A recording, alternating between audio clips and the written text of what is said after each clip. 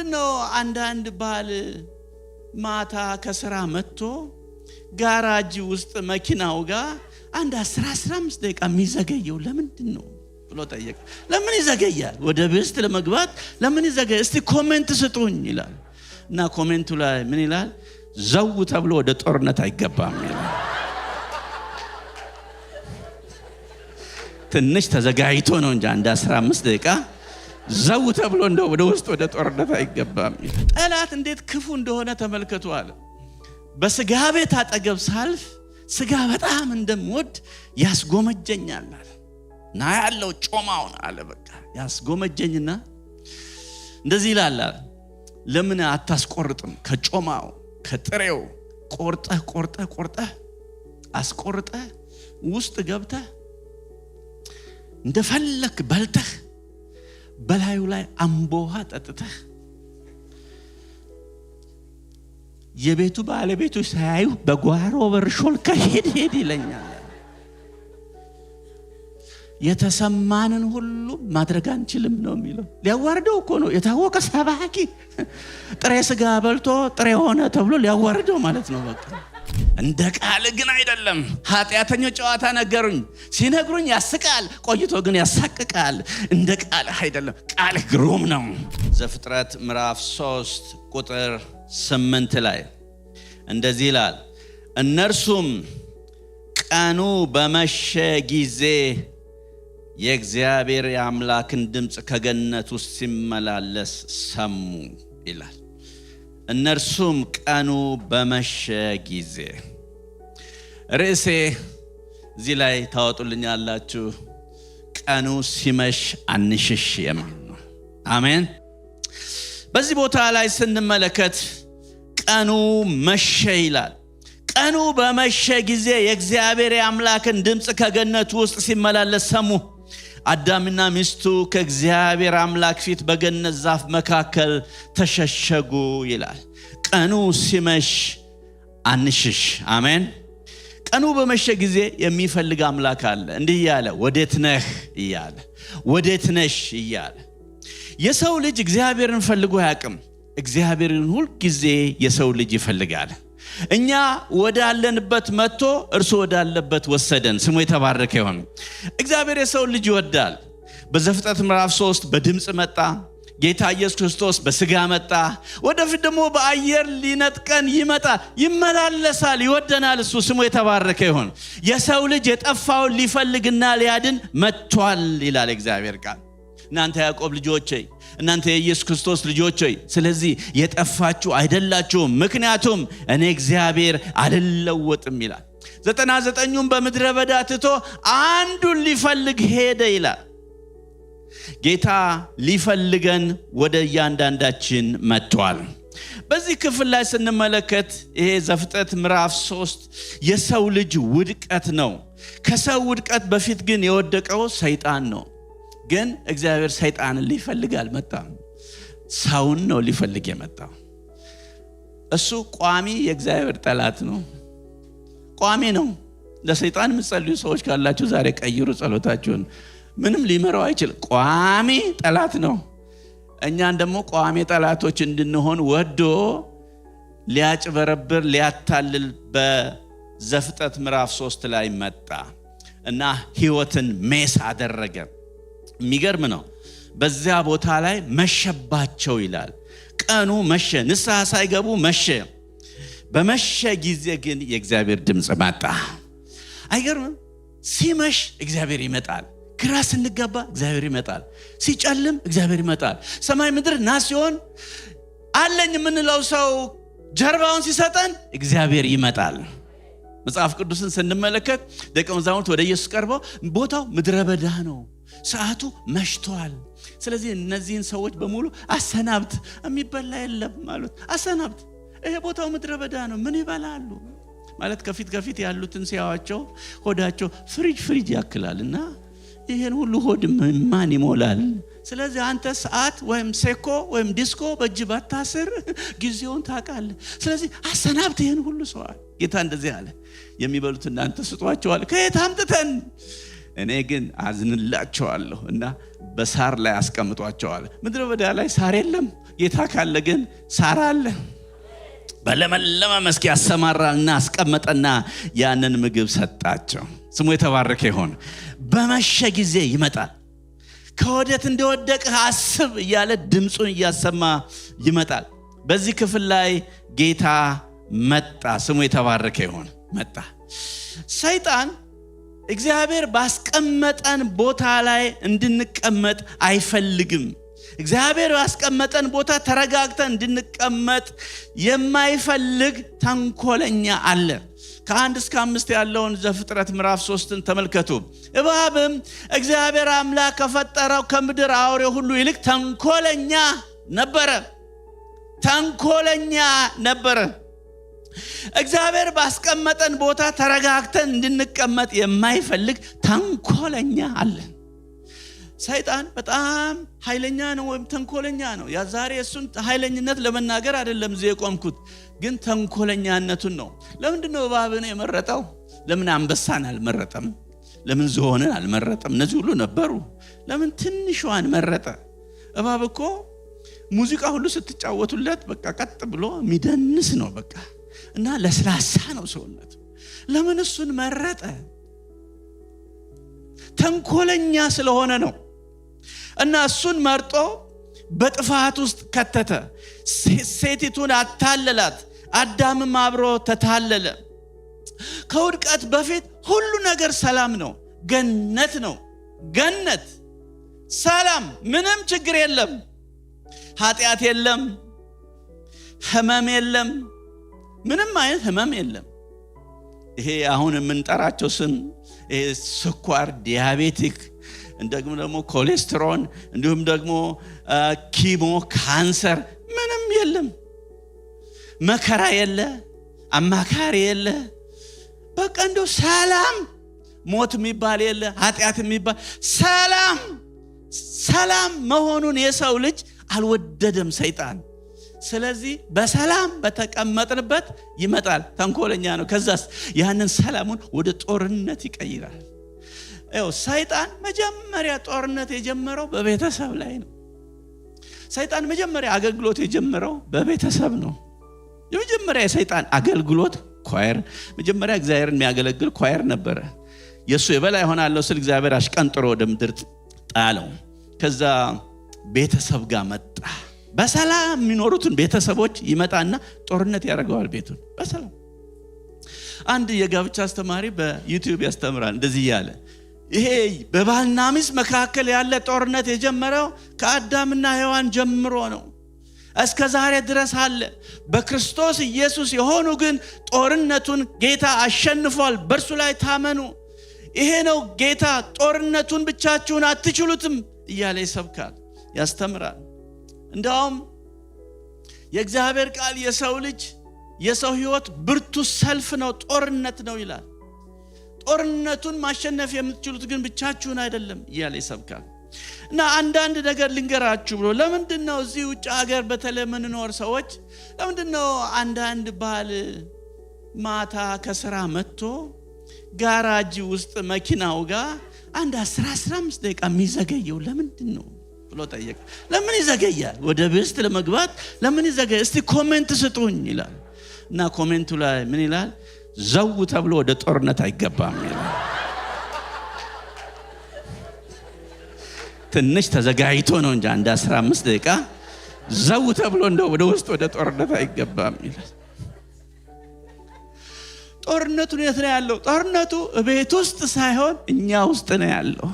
የእግዚአብሔር ቃል በያዕቆብ 4:1 ላይ ይላል ጦርና ጠብ ከወዴት ይመጣሉ ይልና በውስጣችሁ ካሉ ክፉ ምኞትና ምቾቶቻችሁ አይደለምን ይላል። ሔዋን አየች፣ ተመኘች፣ ጎመጀች፣ ደስ የሚያሰኝ ነው የሚል ጦርነቱን ከውስጧ ውስጥ አስቀመጠ። ከዛ በኋላ ዘረጋችና በላች። ከእግዚአብሔር ጋር የምንጣላው በቃሉ የሰጠንን ትተን ያልሰጠንን ስንመኝ ነው። ጠላት የሚያስጎመጀን ሊያዋርደን፣ ከክብራችን ሊያወርደን፣ ወደ ክፋት ሊወስደን ነው። ስለዚህ መጽሐፍ ቅዱስ ይላል ሐሳቡን አንስተውም ይላል። ቀኑ ሲመሽ አንሽሽ። ወዴት እንመለስ? የመጀመሪያው 3 ነገር ነው ዛሬ የምናገረው። ወደ እግዚአብሔር ቃል እንመለስ፣ ከእግዚአብሔር ቃል አንሽሽ የሚል ነው። አሜን። ይሄ ፓርት 2 ነው። ባለፈው ሳምንት ወንድማችን ዶክተር ዮሐንስ ስለ እግዚአብሔር ቃል ሲሰብክ ነበረ። የባይብል ስተዲ ፕሮግራም ቀን ነበር ባለፈው ሳምንት። የሱ ፓርት 2 ነው። ይሄ በሌላ ቨርዥን ነው የኛው። ከእግዚአብሔር ቃል ምን አንበል? አንሽሽ። እሷ ከእግዚአብሔር ቃል ሸሸች፣ አሻሻለችም። አዳምና ሔዋን ከትእዛዙ ወጡ። የእግዚአብሔር ቃል ምን የሚል ነበረ? ሁሉ ተፈቅዶላችኋል፣ ሁሉም ብሉ፣ ከዚህ ግን ክፉና ደግ ከሚያስታውቀው በበላችሁ ጊዜ ሞትን ትሞታላችሁ የሚል። ጠላት መጣ።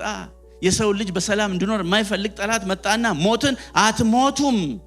ምን ማለት ነው? ይሄ ማለት ውሸቱን ነው ማለት ነው። እግዚአብሔር ውሸቱን ነው። እንደውም ከሱ በላይ እንዳትሆኑ ነው። አይናችሁ እንዳይከፈት ነው። ጠላት ክፉ ነው። አይናቸው ተከፈተ ይላል። ከበሉ በኋላ ተከፍተው ያዩት የነሱን ራቁትነት ነው ያዩት። ባይከፈት ይሻል ነበር። የነሱን ራቁትነት የሚያስተፋፍር ነገር ድሮ አይተፋፈሩም ነበር። አሁን ሁሉም አፈሩ። ባይከፈት ይሻል ነበር። አንዳንድ አይን እንደዛው እንደተዘጋ ቢኖር ማለት ነው። ተከፈተ። አሁን በራልኝ ቃሉ ብለህ እሷን የሚኮንን ነገር ካመጣ ምን ዋጋ አለው? በራልኝ ቃሉ ብለሽ የሚኮንን ነገር ካመጣ ምን ዋጋ አለው? ከእግዚአብሔር ቃል አንሽሽ ወገኖቼ። ይኸው ጠላት የሚፈታተነን፣ ሰይጣን የሚፈታተነን የሚያስጎመጀን ከክብር ሊያወርደን ነው። እግዚአብሔር የሰጠን ክብር በቂ ነው። ያስጎመጀናል። ብዙ ነገር ያስጎመጀናል። ታውቃላችሁ? ያስጎመጃል። በቃ ይሄ በአካባቢያችን ያለው ምን ያደርጋል? ሌላ የተሻለ መቼም ሰርቶ ደግሞ የተሻለ ህይወት መኖር ጥሩ ነው። መጽሐፍ ቅዱስ ይላል ኑሮዬ ይበቃኛል ማለት እግዚአብሔርን መምሰል እጅግ ማትረፊያ ነው ይላል። ከሚያስጎመጅ ነገር፣ የእግዚአብሔር ፈቃድ ከሌለበት ነገር እግዚአብሔር ይጠብቀን። ያው ጠላት የሚያስጎመጀን ሊያዋርደንና ሊያወርደን ከክብራችን ላይ ሊጥለን። በቴሌቪዥን የታወቀ ሰባኪ ነው በኢትዮጵያ የታወቀ ሰባኪ እና አንድ ቀን እንደዚህ ብሎ ሲናገር ሰማሁኝ። ጠላት እንዴት ክፉ እንደሆነ ተመልከቱ አለ። በስጋ ቤት አጠገብ ሳልፍ ስጋ በጣም እንደምወድ ያስጎመጀኛል አለ። ና ያለው ጮማውን አለ በቃ ያስጎመጀኝና እንደዚህ ይላል አለ፣ ለምን አታስቆርጥም? ከጮማው ከጥሬው ቆርጠህ አስቆርጠህ ውስጥ ገብተህ እንደፈለክ በልተህ በላዩ ላይ አምቦሃ ጠጥተህ የቤቱ ባለቤቶች ሳያዩ በጓሮ በር ሾልከህ ሄድ ይለኛል። የተሰማንን ሁሉ ማድረግ አንችልም ነው የሚለው። ሊያዋርደው እኮ ነው የታወቀ ሰባኪ። ጥሬ ስጋ በልቶ ጥሬ ሆነ ተብሎ ሊያዋርደው ማለት ነው። በቃ የሚያስጎመጀን ሊያወርደንና ሊያዋርደን ነው። እግዚአብሔር ካስቀመጠን ቦታ መጽሐፍ ቅዱስ እንደዛ ነው የሚለው። ሁሉ ኃጢአትን ሰርተዋል፣ የእግዚአብሔር ክብር ጎድሏቸዋል፣ አጎደላቸው የእግዚአብሔር ክብር። እነዚህ አባትና የመጀመሪያዎቹን አባትና እናቶቻችንን እና አዳምና ሔዋን ከእግዚአብሔር ክብር አወረዳቸው። ምክንያቱም ከቃሉ ስለሸሹ ነው። መጽሐፍ ቅዱስ እንደዚህ ይላል፣ ይህን ቃል በልብህ ያዝ ይላል ዘዳግም 6 ላይ። በልብህ ያዝ፣ ከልጆች ጋር ተጨዋወተው፣ በእጅ ላይ እንደ ክታብ ይሆንልህ፣ በአንገት ላይ እንደ ክታብ፣ በእጅ ላይ እንደ ጌጥ ይሆንልህ፣ በየግድግዳዎቹ በቤት አስቀምጠው፣ በመኪና ውስጥ አስቀምጠው ማለት ነው። ይሄን ቃል ለምን? ይሄን ቃል ነው ሰይጣን የሚፈራው፣ ነፃ የሚያወጣን ይሄ ቃል ነው። ይሄን ቃል በልብህ ያዝ ይላል። ደስ ይላል። ይሄን ቃል በልብህ ያዝ ይላል። በልባችን ምን ይዘናል? አንዳንዶቻችን ቂም፣ ተንኮል፣ ክፋት ይዘን ይሆን? ታውት እሱን በልባችን የእግዚአብሔርን ቃል እንያዝ። ያን ጊዜ እግዚአብሔር በሕይወታችን ድንቅ ነገር ያደርጋል። አሜን። ይህን ቃል ያዝ ነው የሚለው። ይህ ቃል ዳግመኛ የተወለድንበት ቃል ነው።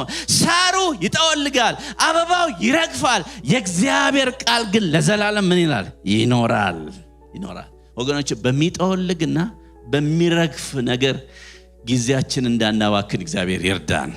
የሚጠወልግና የሚረግፍ ይቅርታ አድርጉልኝ እህቶቻችን ትልልቅ ቦርሳ ነው የሚይዙት።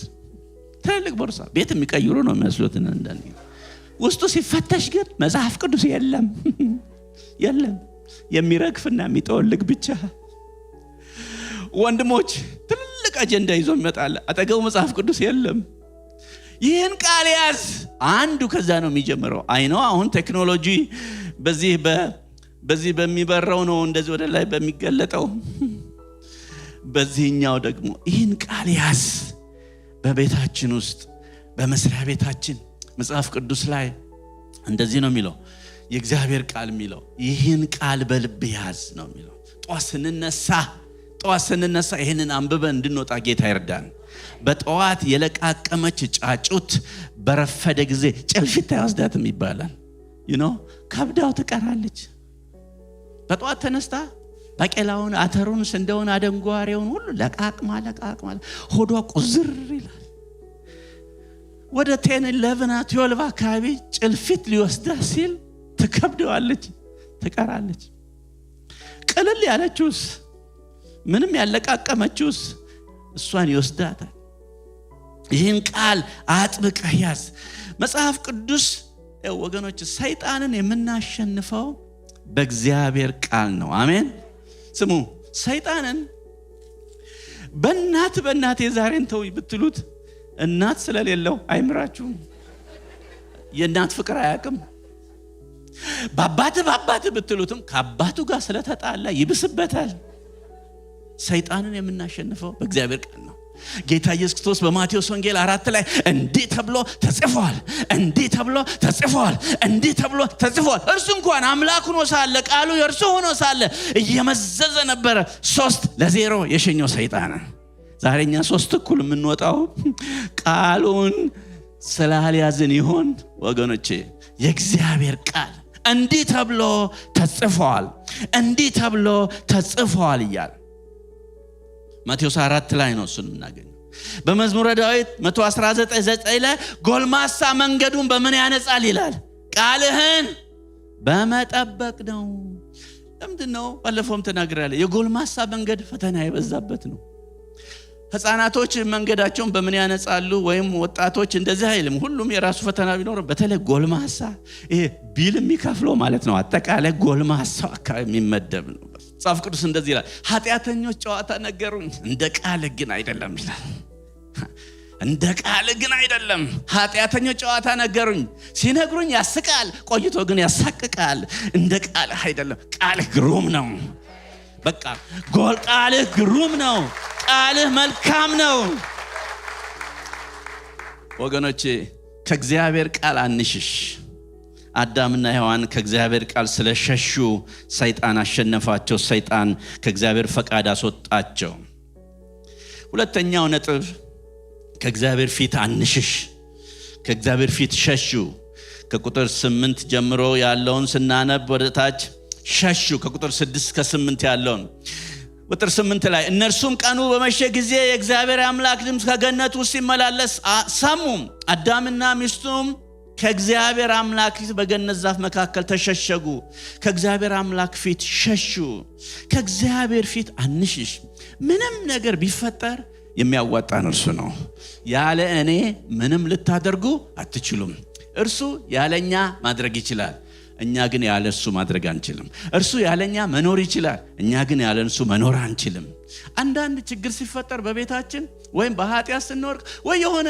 አልሰማን ሲል መጀመሪያ እርምጃ የምንወስደው ምንድነው ከእግዚአብሔር ቤት መቅረት ነው ከህብረት መቅረት ነው ከአገልግሎት መቅረት ነው ወገኖቼ እንደውም በዚህ ጊዜ ነው እንጂ ወደ እግዚአብሔር ቤት መምጣት ሐና እየተመረረች እያለቀሰች ከሴሎ አትቀርም ነበር ይላል ወደ ሴሎ በየዓመቱ ትወጣ ነበር እየተመረረች ያስመረረቻት በምሬት ውስጥ ሆና እሷ በምሬትም በምስጋናም ጊዜ ትሄድ ነበር ምንም ነገር በቤታችን ይፈጠር ምንም ነገር በመካከላችን ይፈጠር ከእግዚአብሔር ቤት ግን አንቅር ከባይብል ስተዲ አንቅር ከካፕል ፕሮግራም አንቅር ምክንያቱም ጠላትን የምንረታበት መንገድ እሱ ነውና ቀኑ ሲመሽ ወደተነ ያለ የሚጎበኝ ጌታ የሚመጣ ጌታ አለ የሰይጣን ግቡ ከእግዚአብሔር ፊትና ከእግዚአብሔር ቤት እንድንሸሽ ነው ለብቻ አግኝቶ ይሰብከናል ለብቻ አግኝቶ ሞትን አትሞትም እንዲህ አትሆንም፣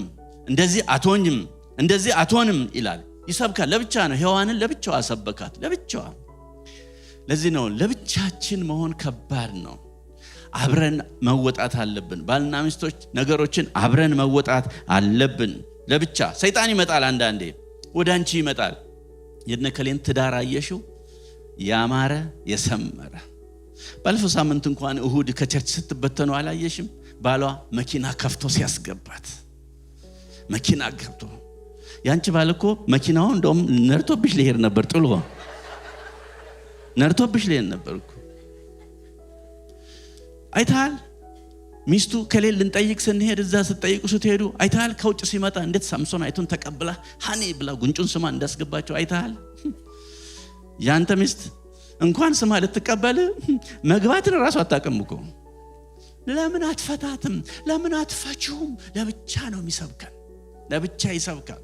ለዚህ ነው እግዚአብሔር መፋታትን እጠላለሁ ያለው። ለምን? እሱ ተፈቶ አይቶታል። ይሄ በአምሳሉ የፈጠረው ሰው ፈቶታል። ሰይጣን ከሚወደው አምሳሉ ካለው ሰው ጋር አፋቶታል፣ ከሰው ልጅ ጋር አፋቶታል። ይህን ሰው ለመመለስ ዋጋ አስከፍሎታል። አንድ ልጁን እስኪሰጥ ድረስ ዋጋ አስከፍሎታል። ስለ እግዚአብሔር እጠላለሁ። እግዚአብሔር የሰው ልጅ ሲፈጥር ብዙ ዋጋ አልከፈለም። ሊያድን ነው ብዙ ዋጋ የከፈለው። ሲያድን ነው ዋጋ የከፈለው። ሲፈጥር ካፈር አበጀው። ግን ሲያድነው ግን አንድ ልጁ ከክብሩ ወረደ። ይሄ መፋታትን እጠላለሁ ያለው ለዚህ ነው። በሌሎች ላይ ልንፈርድ አይደለም። እነሱም ወደው አይደለም ይሄን ያደረጉት። ማንም ሰው ወዶ አይፋታም፣ ችግሩ አስገድዶት እንጂ። ነገር ግን ሐሳቡን አንስተውም ስለሚል ዛሬ ወደ እያንዳንዳችን ቤት ይሄ ጠላት ሲመጣ ኖ እኔ የእግዚአብሔር ልጅ ነኝ፣ ከእግዚአብሔር ፊት አልሸሽም፣ ከእግዚአብሔር ቃል አልሸሽም እንል ይገባል። ከህብረት ውስጥ ታውቃላችሁ ሰይጣን ግቡ ከእግዚአብሔርና ከቅዱሳን ህብረት መለየት ነው። ለብቻ ነው፣ ለብቻ። አንበሳ ሲያድን መጀመሪያ የሚያደርገው ከህብረት ውስጥ ነው የሚነጥለው። አንድ ላይ እጅብ ብለው የሚሄዱትን እንስሳቶች፣ የሜዳ አህዮች፣ ሌሎችንም ከሩቁ ያይና አንዷን ይነጥላል። ለብቻ ነው የሚነጥላት መጀመሪያ። ያን ጊዜ ሌሎቹ ይሄዳሉ፣ እሷን ለብቻ ያገኛት። ከህብረት አንውጣ፣ ከህብረት አንነጠል። በዚህ ቦታ ላይ እንደዚህ ነው የሆነው። በመጽሐፍ ቅዱሳችን ላይ ስንመለከት እግዚአብሔር ይሄንን ያደረገው ለብቻ ያደርግና ከዛም በኋላ ከሱ ፊት እንድንጣል እርስ በርሳችን እንድንበጣበጥ ያደርጋል። ከዛ እግዚአብሔር መጣ በገነት ድምጹን አሰማቸው እና ጠራ። አዳም ወዴት ነህ አለ። ወዴት እንዳለ ጠፍቶት አይደለም። እሱ ኦምኒፕሬዘንት ነው። እሱ ሁሉን ቻይ ነው፣ ወይም በሁሉ ቦታ የሚገኝ ነው። እግዚአብሔር ግን የት እንዳለ ሰውየው ራሱ እንድናገር ይፈልጋል። ከወደቅ እንደወደቅ ካስብ ሲል የወደቅንበትን ያውቃል፣ ግን እኛ እንድንናገር ይፈልጋል።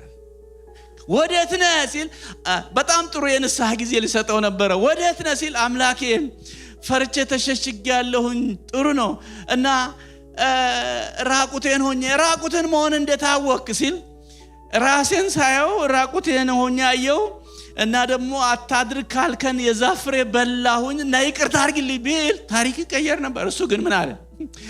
ራቁት ነው ማን ነገረ? አንተ የሰጠኸኝ ሴት። መልሱ ልክ አይደለም።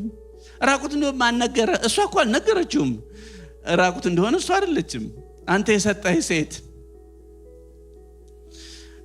የሰይጣን ግቡ እየተካካስን ሳይሆን እየተካሰስን እንድንኖር። አንተ የሰጠኸኝ ሴት ነች።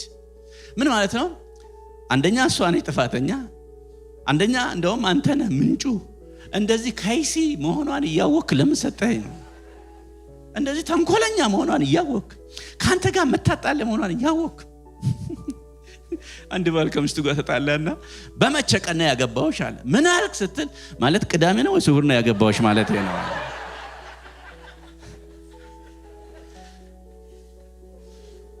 እሷ ጥበበኛ ስለሆነ ነው እንጂ እሷ ገብቷታል። ወገኖች እግዚአብሔር የሰጠን መልካም ነው አታሳቡ እግዚአብሔር የሰጠህ ሚስት እግዚአብሔር የሰጠሽ ባል መልካም ካልሆነ ከእግዚአብሔር አይደለም ካያያዝ ጉድለት ነው እንዴት ነው ያያሽው ጥሩ አርገሽ ነው ያያሽው ወይስ በነገር ነው ያያሽው በነገር የሚያያይዙ በጣም ብዙ ሚስቶች አሉ ብዙ ባሎች አሉ አያያዝ ነው አታሳብ በእግዚአብሔር ካያያዝ ነው አንተ የሰጠኸኝ ድሮ ጥሩ ነበረች መጀመሪያ አካባቢ ነው የሚለው አንተ የሰጠኸኝ እኔ እኮ በሰላም ተኝቼ ስነቃ አግብቻ አገኘሁት ራሴን አንተ ነህ የው ሚስት ናት ያልከኝ እሷ ነች ችግር የፈጠረች ድሮ የጎን አጥንት ነበረች አሁን የጎድን አጥንት ሆነችብኝ ድሮ ጥሩ ነበረች አሁን እንደውም ከሌላ ሰው ጋር ሁሉ እያወራች ባዕድ አካል ከሆነ ጋር ከዛ ጋር ሁሉ እያወራች ስትንሾካሾክ አገኘኋት በገነት እንደ ድሮ አይደለም ፍቅሯ ስለዚህ ተጠያቂ ሁለታችሁ ናችሁ ተጠያቂ እኛው ነን እንደዚህ ነው ማለት ያለብን ለዚህ ቤት ተጠያቂ እኔ ነኝ እግዚአብሔር ሆይ ይቅር በለኝ ሚስቴ አይደለችም ባሌ አይደል እኔ ነኝ ነው ሚስትም እኔ ነኝ ነው ማለት ያለባት ባልም እኔ ነኝ ነው ማለት ያለበት የባልና ሚስት ችግር ያውጫጭኝ ችግር ነው አውጣተን ነው ሰውየው አንድ ያዋጣል ሴትየው አንድ ታዋጣለች ሲደመር ብዙ ችግር ይሆናል አዋተን ያመጣነውን ችግር ተግባብተን ነው ማስወገድ ያለብን ስሙ የቤተ ክርስቲያን ፓስተሮችኛ ቄሶች ሽማግሌዎች እናስታርቃለን እንጂ ችግር አንፈታም ችግር የሚፈታ እግዚአብሔር ነው ቁልፉ ደግሞ በእናንተ እጅ ነው ለእግዚአብሔር ቃል እንመለስ ወደ እግዚአብሔር ቃል እንመለስ ይገርመኛል እኔ አቃለሁኝ አባታችን የንስሐ አባት አላቸው ቄሱ ይመጣሉ ከአባታችን ከናቴ ጋር ሲጣላ የንስሐ አባቱ ስሙን ወለተ ጊዮርጊስ ነው እና እሷ ወለተ ማርያም እሱ ወልደ ጊዮርጊስ ነው አባቴ ስሙ አበበ ነው ወልደ ጊዮርጊስ ነው የሚሉት እናቴ ስሟ ታካልና ወለተ ማርያም ነው እና ስም ጠርተው ወለተ ማርያም ወልደ ጊዮርጊስ ገዝቻለሁ ካሉ አባቴ ይመለሳል እናቴ ትመለሳል ይታረቃሉ እኛ ፕሮቴስታንት ጋር እኔ ከጢሞቴዎስ ጠቅስ እሱ ከገላትያ ይጠቅሳል ምን አይነት መንፈስ ነው ይሄ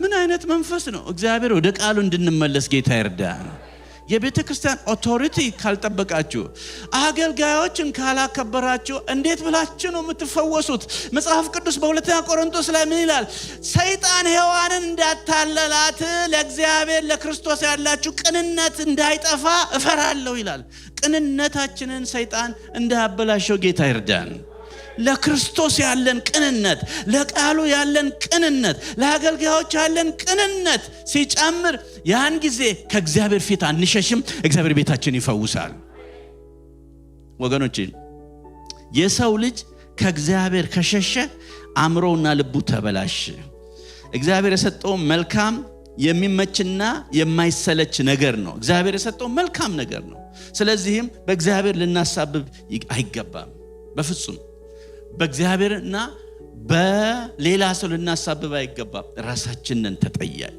ራሳችን አንድ እግዚአብሔር ሰው እንደዚህ ብለዋል እንደ ፈቃዱ የሚሆነውን ትዳር እግዚአብሔር ይወዳል እንደ ፈቃዱ የማይሄደውን ደግሞ ይበይዳል ብለዋል ዛሬ በየዳ ላይ ነው እግዚአብሔር ሲበየድ ደግሞ ፍንጥርጣሪ አለ አይናቸውን ይሸፍናሉ የሚበይዱ ሰዎች ሰይጣን ጦርነቱን የጀመረው ድሮ ከጥንት ነው እስከ ዛሬ ድረስ የሰው ልጅ ህይወት ሰልፍ ነው ጦርነት ነው ምናሸንፈው ግን በእግዚአብሔር ቃል ነው ምናሸንፈው ግን በመንፈሱ ነው አሜን ሶስተኛውና የመጨረሻው እንግዲህ ቀኑ ሲመሽ አንሽሽ ምን እናርግ ወደ እግዚአብሔር ቃል እንመለስ ከቃሉ አንሽሽ ከእግዚአብሔር ፊት አንሽሽ ሶስተኛ ከእግዚአብሔር ፍርድ አንሽሽ እግዚአብሔር ፈረደ መጣ ከዛም በኋላ እግዚአብሔር እባብን ረገመ ምድርን ረገመ አዳምን ግን አልረገመም ትናንትና ባርኮታል ዘፍጥረት ምዕራፍ 2 ላይ ባርኮታል እግዚአብሔር ትናንት ባርኮ ዛሬ የሚረግም አምላክ አይደል አልረገመውም ነገር ግን ህይወትን አከበደበት ወደ መጣህበት ምድር እስክትመለስ ድረስ በላብ ጥረግረህ ትበላለህ። ላይፍን አከበደበት። ያ ነው ቀጣው። ሔዋንንም ቀጣት፣ እባብን ግን ረገመው። በሆድ ትሳባለህ፣ እግር አልባ ትሆናለህ አለው። እባብ ድሮ እግር ነበረው ማለት ነው፣ እግሩን ነሳው። ለዚህ ነው ሰኳና የሚከታተለው። የእግር ፎቢያ አለበት። በቃ እግር ነበረው፣ የእግሩን ብስጭት ለመወጣት ነው እግር አልባ አደረገው እሱ። ስለዚህ የቅዱሳኖችን እግር በእግር እየተከተለ ወጥመድ ያበጃል። መጽሐፍ ቅዱስ እንደዚህ ይላል፣ ከርሷ ከሴቲቱ ዘር የሚወለደው ራስን ይቀጠቅጣል ይላል። አሜን። ራስን ወደዛ መጣለው ትንሽ ቆይቼ። እግዚአብሔር ከገነት አስወጣው የሰው ልጅ። ብዙ ጊዜ ይሄንን ስናስብ የሰው ልጅ ክፋት ነው የምናስበውና ይሄ አዳምና ሔዋን ይሄን ባያረጉ እንላለን። ይሄ የሚያሳየው የእግዚአብሔርን ፍቅር ነው። ከገነት ለምን አስወጣው? የበሉት ክፉና ደግ ከምታሳየው ከእውቀት ዛፍ ነው የበሉት። ሁለት ዛፍ ነው በገነት ያለው፣ የሕይወት ዛፍ የሚባል አለ። ከርሱ ከበሉ ኃጢአታቸው ማይሰረይ የዘላለም ኃጢአተኛ ሆነው ይኖራሉ። የሰይጣን ጓደኛ ሆነው ይኖራሉ። ስለዚህ እግዚአብሔር የሰው ልጅ ስለሚወድ የእንደገና አምላክ ስለሆነ ሊጎበኝ ስለፈለገ አስወጣቸውና ገነትን የምትጠብቅ ኪሩቤል አስቀመጠ ይላል።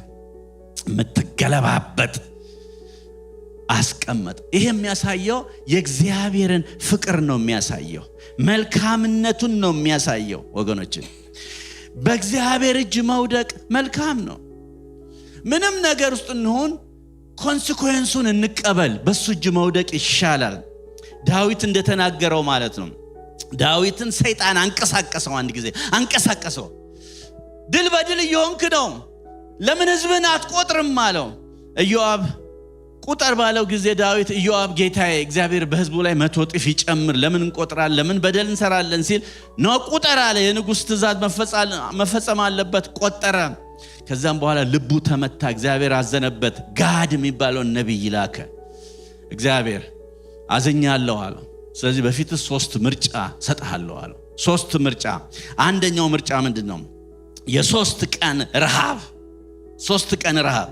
ሁለተኛው 3 ወራት በጠላት እጅ። አንድ እርምጃ ቀረኝ የሚል ሰው 3 ወር ካገኙት እኮ መጨረሳቸው ነው። ስለዚህ ምን አለሱ? በእግዚአብሔር እጅ መውደቅ ይሻለኛል። 3 ቀን ቸነፈሩ መረጠ። መልአኩ መጥቶ 70,000 ሰው ገደለ ይላል። ከዛ እግዚአብሔር መጣና እጁን የተዘረጋው መልአክ በቃ አለው ይላል። በእግዚአብሔር እጅ መውደቅ ይሻላል። አንድ ቀን ይመጣና ከመከራው መሃል ያወጣሻል። አንድ ቀን ይመጣና ከመከራው መሃል በቃ ይላል። ይኸው እግዚአብሔር መጣና ፈለገ። ወዴት ነህ እያለ ፈለገና መፍትሄ አዘጋጀ። ዮሐንስ ዘፍጥረት 3:15 ላይ እነሆ ከሴቲቱ የሚወለደው የሴቲቱ ዘር እርሱ ራስን ይቀጠቅጣል፣ አንተም ሰኮናውን አለ። ሰኮናውን እግዚአብሔር አሞጽን ጠየቀው። አንድ ጊዜ አሞጽ አለው አንተ የላሞች እረኛ ነህ፣ የከብቶች እረኛ ነህ፣ እንስሳ እረኛ ነህ አይደል? አንድ እረኛ አንበሳ ከብቱን ቢወስድበት በጉን ቢወስድበት ይከተላልን? አዎ ይከተላል። እሺ ሲከተል ይዞ ሲሄድ ሄዶ እኩል ስለማይሮጥ፣ ምክንያቱም አንበሳ 4 እግር ነው ያለው፣ በጣም ፈጣን ነው። ሰው 2 እግር ስላለው እኩል አይሮጥምና ሄዶ እረኛው ሲደርስ አንበሳው እንስሳውን በልቶ ጨርሶ አፉን እየጠራረገ ቢደርስ እና 2 ሰኮናና 2 ጆሮ ብቻ ቢቀር ከዛ ከእንስሳው አሁንም ለዛ ለ2 ጆሮና ለ2 ሰኮና ለእግር ብሎ እረኛው ከአንበሳው ጋር ይታገላልን ሲለው አይታገልም፣ እኔ ግን ለ2 ጆሮና ለ2 ሰኮና ብዬ እስራኤልን አድናለሁ አለ። ምን ማለት ነው? ቃሉን የሚሰሙበት 2 ጆሮ ካላቸው፣ እንደ ቃሉ የሚራመዱበት 2 እግር ካላቸውና ድምፄን ከሰሙኝ እስራኤልን አድናለሁ፣ ኢኢሲድን አድናለሁ፣ የኔ ልጆች አድናለሁ ነው የሚለው።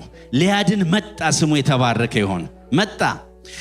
በዘፍጥረት 3:15 ላይ የመጀመሪያው ወንጌል ተሰበከ።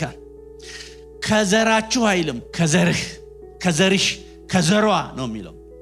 በሴት የመጣውን ጠላት በሴት አስወጣው። ስሙ የተባረከ ይሁን። የሔዋን ዘር የወንድሙን ራስ ነው የቀጠቀጠው። የድንግል ማርያም ዘር ግን ኢየሱስ ክርስቶስ የጠላትን ራስ ነው የቀጠቀጠው። በሮሜ 16 ላይ እንደዚህ ይላል፣ የሰላምም አምላክ ሰይጣንን ከግራችሁ በታች ፈጥኖ ይቀጠቅጠዋል ይላል። እርሱ አዳኛችን ነው። አሜን። እሱ ጌታችን ነው። እስቲ ሉቃስ ወንጌል 22ን የመጨረሻ ጥቅስ እናውጣና እናንብብ እንዴት አዳኛችን እንደሆነ። ሉቃስ ወንጌል ምዕራፍ 22 ላይ ለጴጥሮስ ነው የሚናገረው። ወገኖቼ ተስፋው ትዝ ይበለን፣ ተስፋው ትዝ ይበለን። ሲመሽ አንሽሽ፣ ነገሮች ተስፋ ሲያስቆርጡ አንሽሽ። ተስፋ ሰጥቶናል እግዚአብሔር። ጌታ ኢየሱስ ክርስቶስ ተስፋችን ነው። ሉቃስ 22 ቁጥር 22 ላይ ወይም ቁጥር 31 ላይ ይቅርታ 22:31 ላይ ጌታም ስምዖን ስምዖን ሆይ እነሆ ሰይጣን እንደ ስንዴ ሊያበጥራችሁ ለመነ፣ እኔ ግን እምነት እንዳይጠፋ ስላንተ አማለድኩ ይላል። ሰይጣን ምን አደረገ? ለመነ። ምን ብሎ? ላበጥራቸው ብሎ ለመነ ይላል። የሚገርም ነው። ሰይጣን ይመጣና ይለምናል። ሰለሞንን ላበጥረው አንዴ ፍቀድልኝ ይላል። ዴቭን ላበጥረው አይገርም? ይለምናል። እንትን የኛ ባለቤት ክርስቶስ ነው። እዚህ ቦታ ላይ ስምዖን ያለው እኮ እሱ መሪ ስለሆነ ነው እንጂ የሚበጠሩት አጠቃላይ 11ም ናቸው። አንድ ላይ ጠቅል ደቀ መዛሙርት ሊያበጥራችሁ ለመነ። ስምዖን ያለው ምንድነው? እሱ መሪ ነው። በተለይ መሪ አገልጋዮችን ሰይጣን አይወድም። ለምን? የሚመሩ ስላለ እነሱን ካበጠረ እረኛውን ምታ መንጋው ይበተናል እንደሚል እነሱን ካበጠረ የነሱን ትዳር ካበጠረ የነሱን ህይወት ካበጠረ ተከታይ ሁሉ ይሆናል። በቃ እንደዚህ ነው። ስለዚህ ስምዖን ሰይጣን ሊያበጥራችሁ ለመነ፣ እኔ ግን እምነት እንዳይጠፋ አማለድኩልህ። ጌታ ማበጠሩን አልከለከለም። እምነቱ ሲበጠር እምነቱ እንዳይጠፋ ነው የጸለየው። ስንዴ እናት ስታበጥር ገለባውንና አሰሩን ታበጥራለች። እንደዚህ ወደ ላይ ነው የምታበጥረው። በቃ ላይ ያለ ታበጥራለች። ከዛ ስንዴው ከገለባው ይለያል። ጴጥሮስ ታበጠረ። ብዙ ገለባ ብዙ አሰር አለበት። ለምሳሌ አንዱ እስከ ወህኒ ቢሆን ካንተ ጋር ወርዳለሁ አለ። እስከ ሞትም ድረስ ሞታለሁ ጌታ ያለ ይሄ ገለባ ነው። ያ ወህኒው አሰር ነው። እግዚአብሔር አበጣሪ ላከለታ። አንድ ሴት መጣች ልታበጥረው። አንተ ከደቀ መዛሙርቱ ጋር ይቻለው አንተም አንዱ ነህ ስለው አረኔ ያላውቀውም አለ። አበጠረችው ደና አርጋ። እነዚህ የሚያበጥሩ ሰዎች ደግሞ ይከታተላሉ። ተከታተለችው ደግሞ እሳት ሲሞቅ አገኘችው። የሆነ አንተ ንግግር ይገልጣል ራስነ ስትለው የምትዩን ሰው አላቅም አለ። አበጠረችው። ቀጥሎ ደግሞ ሌሎች አበጣሪዎች መጡ። ከሚያበጥሩ ጋር አትጣሉ። ጴጥሮስ ካበጣሪዎቹ ጋር አልተጣለም። ለራሱ ነው ንስሐ ገብቶ ያለቀሰው። እግዚአብሔር ሲወዳችሁ ሰው ይልክላችኋል ወይ ይልክባችኋል። ሊያበጥራችሁ ነው። ስለዚህ እየተበጠራችሁ ያላችሁ ብጠራው እስከሚያልቅ ታገሱ። ከተበጠረ በኋላ ጴጥሮስ 2 መልእክት ተናገረ። አንደኛው ባላጋራችሁ ዲያብሎስ የሚውጣውን ፈልጎ በዙሪያችሁ ይዞራልና ተቃወሙት፣ ከናንተ ይሸሻል፣ ወደ እግዚአብሔር ቅረቡ፣ እርሱ ወደ እናንተ ይቀርባል። ይሄ የተበጠረ ሰው የነጠረ ንግግር ነው። ሁለተኛው ደግሞ ጌታ ከሞት ከተነሳ በኋላ ለሴቶቹ ምን አለ? ሂዱና ለወንድሞቻችሁ ለደቀ መዛሙርት ለጴጥሮስ ተነስቷል ብላችሁ ተናገሩ አለ። በጣም ይገርማል። ለደቀ መዛሙርት ተናገሩ ማለት በቂ ነበር። ጴጥሮስ ደቀ መዛሙርቱ ውስጥ አለበት፣ ግን ለብቻው ባድራሻው መልእክት መጣለት ለጴጥሮስም። ለምን? ጌታ ከተነሳ በኋላ አይመጣም፣ ይቀራል። በፊት ተበጥሯል። ከሙታን በፊት ተበጥሯል። ከመሞቱ በፊት ደና አርጎ ተበጥሮ ወድቋል፣ ክዷል ጌታን።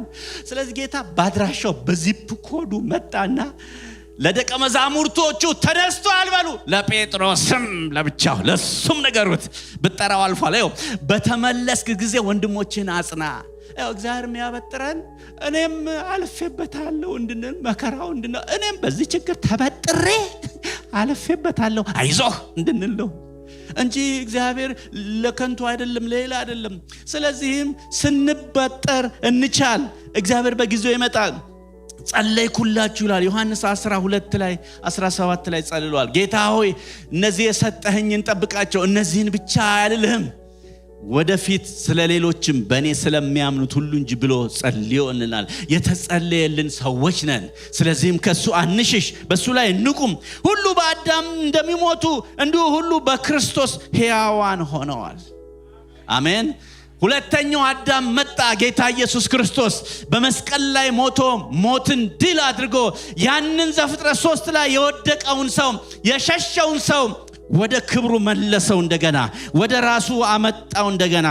ወገኖቼ ቀኑ ሲመሽ አንሽሽ፣ ክርስቶስ ሊመጣ በደጅ ነው። ምልክቶቹ ሁሉ እየሆኑ ነው። ሰሞኑን በሚያንማር፣ በባንኮክ፣ በታይላንድ፣ በቻይና 7.7 ማግኒቲዩድ የሚደርስ የመሬት መንቀጥቀጥ ሁሉ ደርሶ ነበር። በቃ የጦርና የጦር ወሬ ተሰማላችሁ፣ የመሬት መንቀጥቀጥ ተሰማላችሁ፣ ረሃብና ቸነፈር፣ የሐሰት ነቢያት፣ ፍቅር ተቀዘቀ። ምልክቱ ሁሉ ተፈጽሟል። ኦሬዲ ክርስቶስ ሊመጣ ነው። ቀኑ መሽቷል። ቀኑ ሲመሽ አንሽሽ፣ ወደ እርሱ ፊት እንመለስ። እርሱ በነፃ የዘላለምን ሕይወት የሰጠን ጌታ አለ። እግዚአብሔር ሰውን ለመፍጠር ብዙ ዋጋ እንደከፈለ ለማዳንም ብዙ ዋጋ ከፍሏል። ይህም ኢየሱስ ክርስቶስ ነው። በአዳም ምክንያት ከገነት ወጣን። በሁለተኛው አዳም ምክንያት ወደ ገነት ተመልሰናል። ዛሬ በዚህ ጉባኤ መካከል ኢየሱስ ክርስቶስን የማታምኑ ሰዎች ብትኖሩ መስቀሉ የቁጣ መጨረሻ ነው፣ የምህረት መጀመሪያ ነው። መስቀሉ ላይ እግዚአብሔር ቁጣውን ጨረሰ። ያንን ጠላት ቀጠቀጠው፣ መልሶ ወደ ገነት አስገባን። ኢየሱስ ክርስቶስን ያመነ የዘላለም ሕይወት አለው። እርሱን ያላመነ የዘላለም ሕይወት የለውም። ቀኑ ሲመሽ አንሽሽ፣ ወደ ቃሉ እንመለስ፣ ወደ እግዚአብሔር ፊት እንመለስ፣ ወደ እግዚአብሔር ፍርድ እንመለስ። ኮንሲኩዌንሱን እንቻለው። ከሱ ጋር ሆነን ከተበጠርን በኋላ እግዚአብሔር አጥርቶ አንጥሮ ያወጣናል። ያን ጊዜ ኢየሱስ ክርስቶስ በሕይወታችን ላይ በቤታችን ላይ ይከብራል። ያን ጊዜ ቤታችን የፍስሐ የደስታ ቤት እንጂ የፍዳ ቤት አይሆንም። ይህ እንድናደርግ ጌታ ይርዳን። እስቲ እንጸልያለን። ሃሌሉያ፣ ሃሌሉያ፣ ሃሌሉያ። ቀኑ ሲመሽ አንሽሽ። በዚህ ጉባኤ መካከል አዳዲስ ሰዎች ካላችሁ ጌታን መከተል የምትፈልጉ እጆቻችሁን አሳዩ ባላችሁበት። ሌሎቻችን ትንሽ ጊዜ ቁጭ እንላለን። አዲስ ሰው አለ ዛሬ ይህን ክርስቶስን መከተል ፈልጋለሁ፣ ገብቶኛል ፓስተር ጸልዩልኝ የምትሉ አገልጋዮችን ጸልይላችኋለን። ካላችሁ ባላችሁበት ቦታ እጆቻችሁን አሳዩኝ። ወደዚህ ጌታ መምጣት ፈልጋለሁ፣ የኔ ጊዜ መሽቷል፣ ወደ እርሱ ስመጣ ግን ይነጋል የምትሉ ሰዎች ካላችሁ